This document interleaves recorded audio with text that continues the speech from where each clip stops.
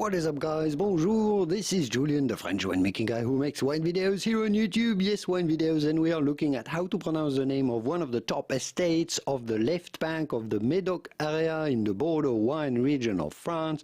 This is a Grand Cru Classé, a classified growth of the famous 1855 classification of the wines of Médoc. We are in the Pauillac appellation.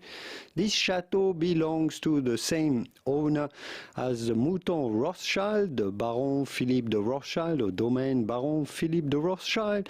This is a chateau that makes some top quality wines. It is actually a neighbor of Chateau Mouton Rosthchild. How do you go about pronouncing this name with all these letters?